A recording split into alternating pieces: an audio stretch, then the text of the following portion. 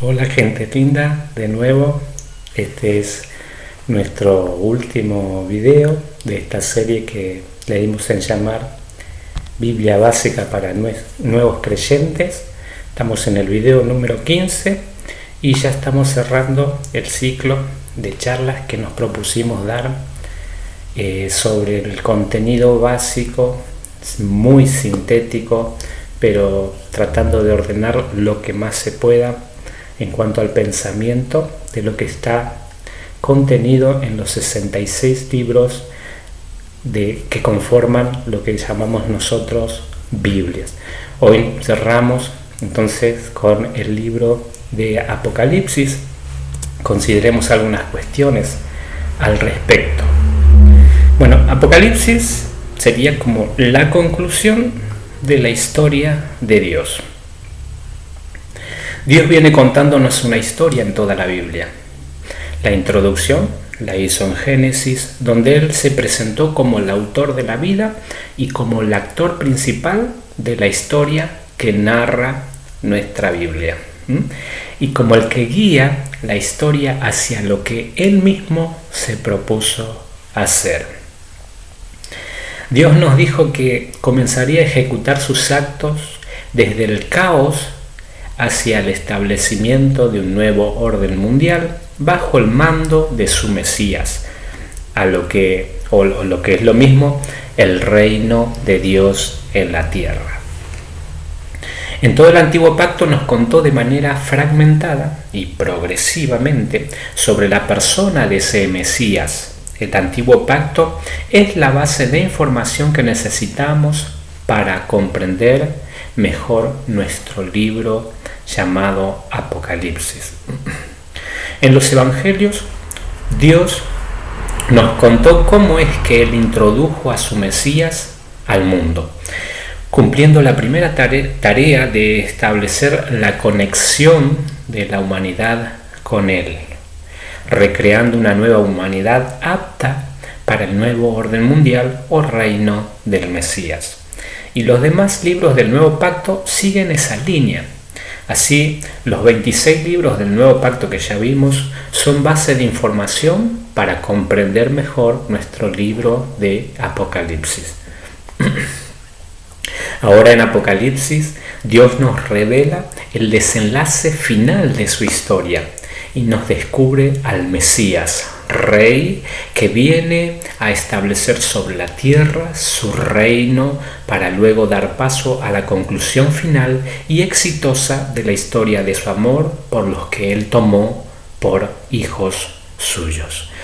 Entonces, para comprender mejor el libro de Apocalipsis, necesitamos tener una buena información respecto de los 65 libros anteriores a este libro. Para leer la conclusión necesitamos saber cómo comenzó, cuál fue su desarrollo para poder entender mejor nuestro final del libro, ¿no? La historia. Cuando leemos una historia, la conclusión viene después de haber hecho la introducción, un desarrollo y la conclusión. Apocalipsis, el título, tema, el propósito y los destinatarios. El título de Apocalipsis es revelación. Apocalipsis significa descubrir. Interesante.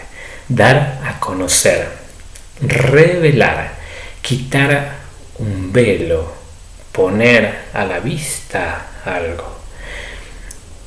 Esto me gusta, ¿no? Descubrir lo que estaba escondido, tanto en el Antiguo como el Nuevo Pacto. Es un libro diseñado para ayudarnos a ver mejor, tener una mejor comprensión del tema principal de este escrito profético.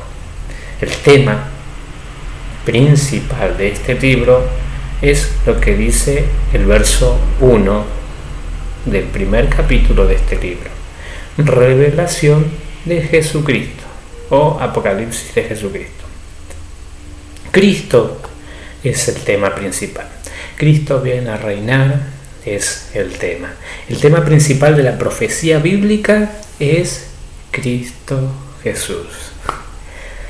El propósito, manifestar las cosas que han de suceder pronto a sus siervos, decía, ¿no? Así escribe el verso 1 del capítulo 1, ¿no? ¿Qué es esto de manifestar?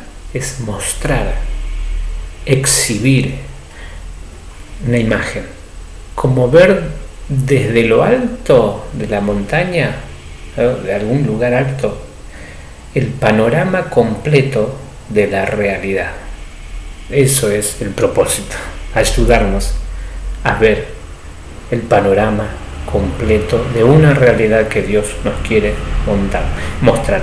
Las cosas que han de suceder pronto, eso de suceder pronto, más que de tiempos, tiene que ver con esta cuestión, con que una vez que empiece, no se va a detener, va a seguir paso tras paso, hasta dar el final de este libro.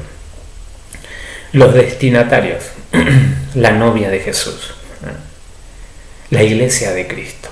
Capítulo 1, verso 4, escribe a las iglesias que estaban en determinados lugares. Algunas cuestiones del contexto donde se escribe este libro. Podemos hablar del problema principal. El problema principal que el cristianismo, como tal, así le decimos cristianismo, los que creen en Jesús, la iglesia de Jesús, seguir a Jesús, vivir a Jesús, era considerada una religión ilícita por el Estado romano. Los paganos tenían sus cultos como aprobados por el Estado de Roma. Los judíos tenían su religión aprobada por el Estado de Roma. Los romanos incluso adoraban al emperador de Roma. Había un culto al emperador. Pero los cristianos no encajaban en los cultos aprobados por el Imperio Romano, razón por la cual eran perseguidos y entregados como carnes de cañón. Una excusa, ¿no? ¿Por qué? Porque se oponía justamente al paganismo, se oponía a la estructura legalista de los judíos y se oponía al culto al emperador. Claro, y la excusa era, entonces es ilícita, persigámoslo y destruyámoslos a estos que conforman la iglesia de Jesús.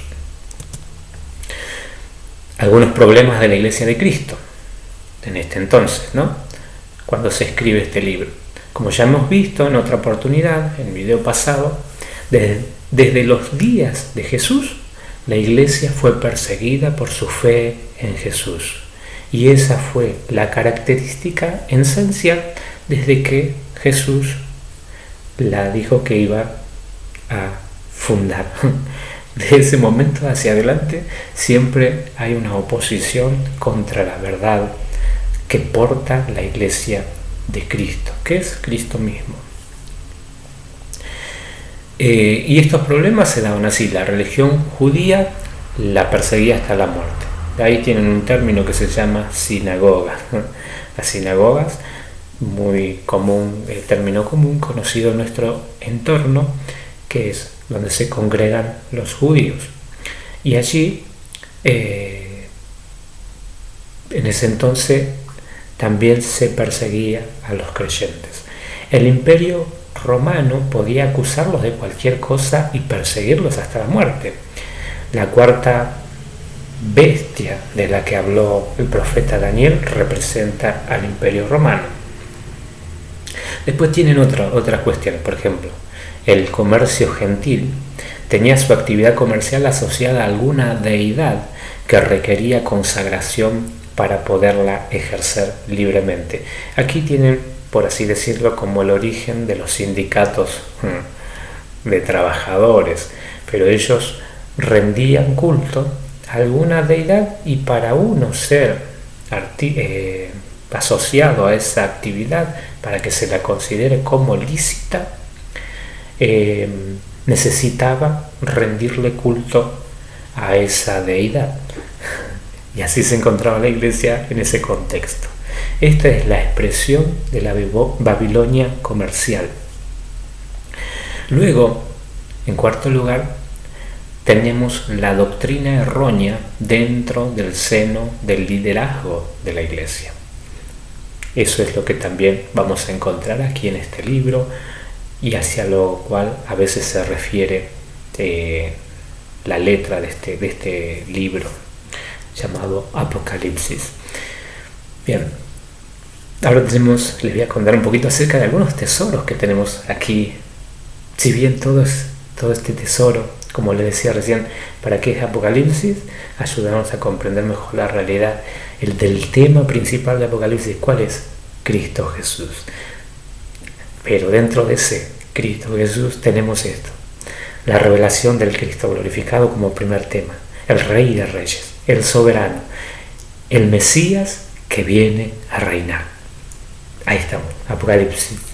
Otro: felicidad para el que lee, para el que escucha y para el que guarda las palabras de esta profecía. Así dice, ¿no? Lo van a encontrar en capítulo 1, verso 3. Apenas comienzan a leer, dice: el que oye, el que lee, feliz. Porque ¿a quién va a leer? ¿A quién va a leer? A Cristo. ¿A quién va a escuchar? A Cristo. ¿Y a quién va a guardar? A Cristo. La felicidad pura. Nos habla del Cristo victorioso, el ejemplo de vida para la iglesia. Jesús, siendo el Rey del universo, murió para llevarnos a Dios. Pero resucitó, venció la muerte y ahora reina desde el trono de Dios Padre. Esto es Apocalipsis. Así, la iglesia, aunque muera, volverá a reinar, resucitará, volverá con Cristo Jesús a reinar sobre la tierra. Hay además 4 razones de felicidades más en el libro de Apocalipsis, no solo lo que te dije recién. En el 1.3 y 22.7 tenés esto que te contaba al comienzo y al final del libro.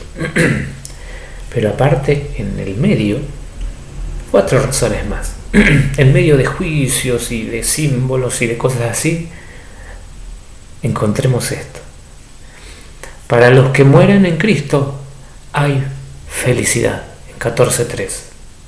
Para el que ama la venida de Cristo hay felicidad, en el 16.15. Para el que fue llamado a las bodas del Cordero por gracia, por misericordia divina, en 19.19. Y para el que fue lavado de todos sus pecados, porque le corresponde el árbol de la vida del cual vinimos hablando desde Génesis, el cual es Cristo, y la entrada a la ciudad celestial de paz, que es la casa de nuestro Padre Celestial, en el 22.14. Estos son tesoros extraordinarios dentro de todo el lenguaje de Apocalipsis. Y miremos también algunas descripciones de nuestro amado Jesús hoy: el Cristo resucitado, el Cristo glorificado, el que es hoy, el que era en el tiempo pasado y toda su obra, y el que ha de venir. En el 1.4. En el 1.5 dice el testigo fiel. El 1.5, el soberano de los reyes de la tierra. También el 1.5, el primogénito de los muertos. No el primero que resucitó, sino el primero en calidad, en rango, en autoridad, la cabeza. Si Cristo resucitó, nosotros resucitaremos con Él. Toda nuestra fe depende de la resurrección de Cristo. Por causa de la resurrección de Cristo, nosotros somos declarados justos constantemente con Dios. Justificados por la fe, tenemos paz constante para con Dios. Donde Dios dice, no me debe nada. Ay, qué hermoso. Fíjate, continuamos en 1.6, dice, el que nos amó y nos lavó de nuestros pecados con su sangre y nos hizo un reino de sacerdotes para Dios el Padre. El alfa y el omega, todo está contenido en él. Alfa y omega es la primera letra del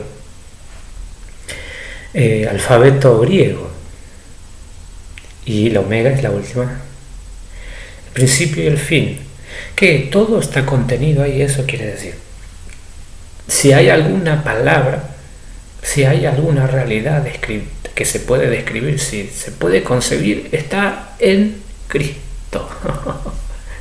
El primero y el último, el que vive, el que anda en medio de su iglesia. Oh, gloria a Dios. El Hijo de Dios, el que es de la misma esencia que el Padre, el mismo Dios. El que todo lo escudriña, el santo y verdadero, el que tiene derecho al trono de David. Está hablando del Antiguo Testamento. Allí en 2 Samuel capítulo 7. ¿No? Por eso es importante saber qué dice el Antiguo Testamento, porque estos títulos están asociados a todas esas cuestiones. Hablar del Hijo del Hombre, hablar incluso del primero y el último. ¿Quién es el primero y el último? Es Dios en el Antiguo Pacto. Es el que tiene derecho al trono de David, el Amén, el testigo fiel y verdadero, el principio de la creación. Mira que te dije que Jesucristo es el Amén de Dios, lo más cierto, la verdad misma, y el que puede dar fe, y siempre es verdadero. Esto que te acabo de escribir es como quien decir Jesucristo hoy, y eso está en Apocalipsis, capítulo 1 a capítulo 3, todo el mensaje para las iglesias. Y ahí están revelándose todos estos títulos de Cristo, descripciones de Cristo. Cada cosa tiene una porción de Cristo para que la iglesia de Jesús pueda tener una mejor revelación de Él. Está sintetizado todo el Antiguo Pacto. Está sintetizado todas las 26 epístolas, los 39 libros del Antiguo Pacto. Cada frase nos ayuda a entender mejor a nuestro amado Jesucristo hoy. Fíjate, descripciones del Cristo de gloria con miras al futuro, un poquito más allá de nuestra propia existencia aquí en la tierra. Se va a manifestar como el león de la tribu de Judá. Necesitamos saber por qué es león y quién es una tribu de Judá. Todo está en el Antiguo Pacto. ¿Por qué es un león? Porque es algo real. Es el rey. La tribu de Judá, porque a Judá se le había prometido que de él saldría el que regiría a Israel. Allí en Génesis, capítulo 49. Interesante. Raíz de David. ¿Quién está? ¿Dónde está? ¿Dónde está? Mire, anda Ruth al final del capítulo. Anda a primera y segunda de Samuel. Ahí está. Todos los salmos hablan. Los profetas. Todo el Antiguo Pacto. Y aquí está sintetizado. Cordero de Dios, figura del antiguo pacto. Otra vez, cuando la Torá, Pentateuco, nos hablaba de un cordero pascual, por ejemplo, el Cordero de Dios que quita el pecado del mundo, nos dijo Juan. Tremendo. Esto es solamente capítulo 5. Capítulo 6. Señor santo y verdadero. El Señor, el Curios, no César, no el Estado, no ningún gobierno mundial humano. El único Señor soberano es Jesucristo. Y santo y verdadero, en el 6:10. Fiel y verdadero, el Verbo de Dios, en 19:13. El Rey de Reyes y Señor de Señores. Cristo reinando con la Iglesia por 1000 años en el 26. Linaje de David. Es tremendo. Mateo capítulo 1, que nunca te gusta leerlo. Linaje de David. Vos lees Crónicas, capítulo 1, el capítulo 7, 8 y 9, todo, genealogía. ¿Qué es eso? Linaje de David. La estrella resplandeciente de la mañana. Números. No lo vas a encontrar en cualquier lado. Aquí está sintetizado. Vas a Números y encontrás esta descripción en alguien que no era ni siquiera del pueblo de Israel.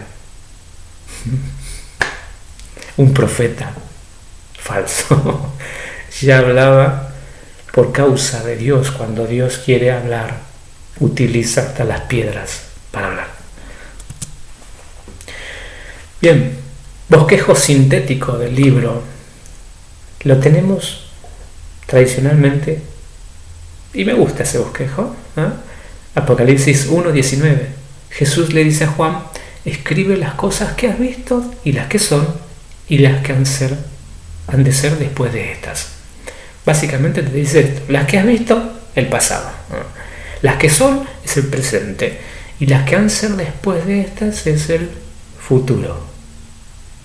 Y ahí tenés bosquejado las cosas que has visto, capítulo 1. Las cosas que son, como capítulo 2 y 3. En realidad es capítulo 1, 2 y 3. Y las cosas que han de ser después de estas, capítulo 4 al 22. Esto es básicamente, ¿de qué está hablando? Escribe las cosas que has visto. ¿A quién vio Juan? A Cristo.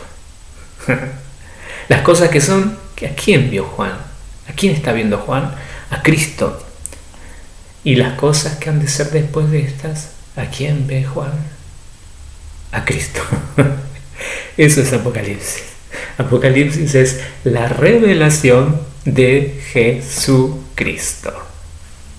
Jesucristo, el mismo ayer, pasado, hoy, presente y por los siglos de los siglos, el futuro. Eso nos lo decía ya el escritor a los hebreos.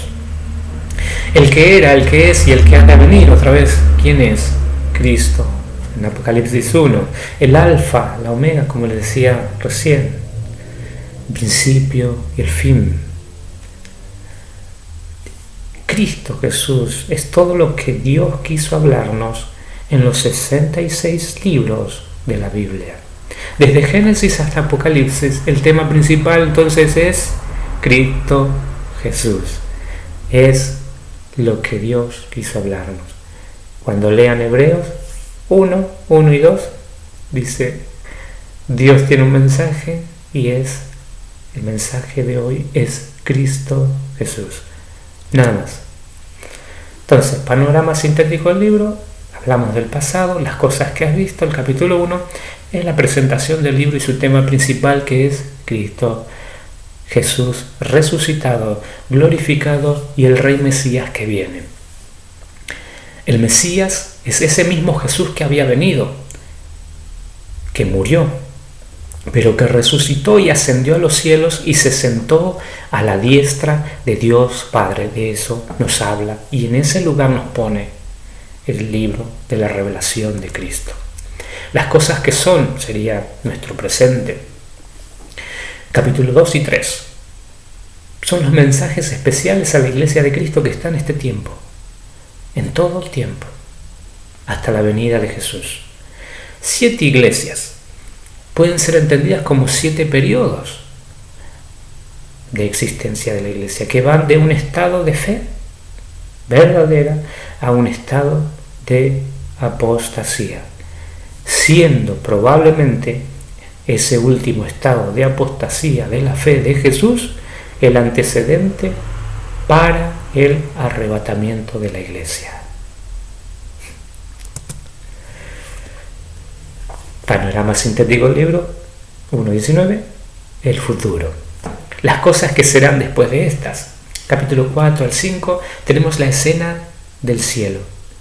Adoración en el cielo. La iglesia pareciera ser estar en ese lugar. Fue arrebatada, ahora está en el cielo adorando a Dios Padre y al Hijo. Les digo porque después del capítulo 3 ya no se menciona más a la iglesia. Y lo único que hay en el capítulo 4 y 5 es una alusión a la iglesia, a los que fueron lavados, los que fueron salvados por la sangre del Cordero. Y luego, al capítulo 22 recién comienza otra vez la mención de la iglesia. ¿Qué dice? El Espíritu y la iglesia dicen amén. Amén. ¿Quién es el amén? Cristo Jesús. ¿Qué dice el Espíritu? Cristo Jesús. ¿Qué dice la iglesia? Cristo Jesús. Amén. Capítulo 4 al 5, entonces escena del cielo. Capítulo 6 al 19:10 tenemos el mientras tanto en la tierra. Los juicios de Dios al mundo incrédulo.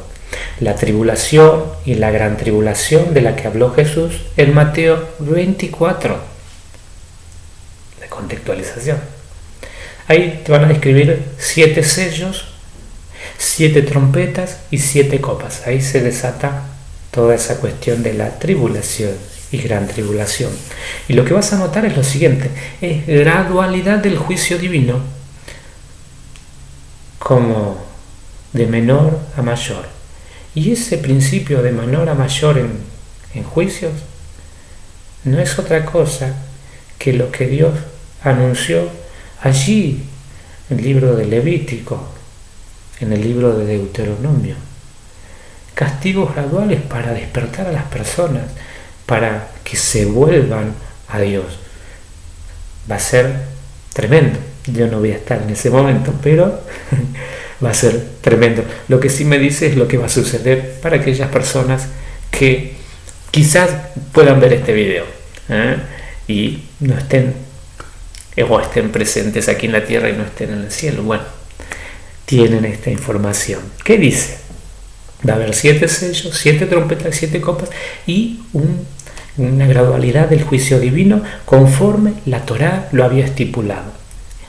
Este capítulo 6 a capítulo 19 es un buen contexto para lo que es Mateo 24 y 25. E incluso, por ejemplo, profecías como la de Joel, del libro de Joel. Siguiendo con ahora con el futuro, ¿no? Estamos desarrollando esto y tenemos otra etapa ahora. Las cosas que serán después de estas. Entonces vimos primero la escena en el cielo, luego vimos la gran tribulación y ahora en el capítulo 19, verso 11, es como un cambio, ¿no? Aparece Jesucristo, la segunda venida de Cristo con su iglesia desde el cielo. Y luego el capítulo 20 ya describe el milenio. Cristo reina sobre la tierra por 1000 años con su iglesia e Israel. Aquí se cumplen Se terminan de cumplir profecías como las de Isaías, de Ezequiel, Daniel y Zacarías, las cuales son pertinentes para este contexto. Y en el capítulo 21 ya tenemos la descripción de la última rebelión mundial y juicio final. Ahí se termina. Muerte y resurrección de los rebeldes. Viene juicio divino, mueren todos, pero Dios después los resucita para simplemente decirles están condenados a su castigo eterno. Una lástima. No fueron creados para eso. Todos los seres humanos fuimos creados para Dios. Ir a otro lugar que no sea Dios es lo más necio que hacemos como seres humanos. Luego entonces el capítulo 21 al 22 nos muestra la casa del Padre, la ciudad eterna de Dios, donde morarán para siempre sus hijos con Él. Es la perfección eterna, el destino final de los hijos de Dios. Entonces, para concluir y cerrar nuestra charla, este final tremendo que hizo el Creador, que se está por cumplir dentro de muy poco, decimos lo siguiente: este libro nos presenta a Jesucristo vencedor, Rey glorioso, el soberano de los reyes, el heredero del mundo, quien viene a reinar sobre la tierra junto a su iglesia. Nos presenta a Dios como el que tiene el control absoluto sobre todos los eventos que suceden en la tierra. Él es el creador y el autor de la vida y es el que guía todo a su feliz conclusión. Nos muestra a un Dios fiel que cumple todas sus promesas dadas en el antiguo como en el nuevo pacto. Todas las promesas van a ser cumplidas, absolutamente todas. Pese a todo lo que pase y parece, Dios siempre vence, Él siempre tiene el control y Él hace que todas las cosas ayuden para el bien de su propósito en sus amados, conforme tenemos en Romanos 8:28. Así que esta es nuestra última entrega, nuestro último aporte sobre lo que es Biblia básica para nuevos creyentes. Espero que les sea útil y que aliente a leer más las Escrituras, ahora con una ayudita. El Señor les continúe bendiciendo. Nos vemos, si Dios quiere, en otra serie o en otras charlas. El Señor está en control de todo. Nos vemos.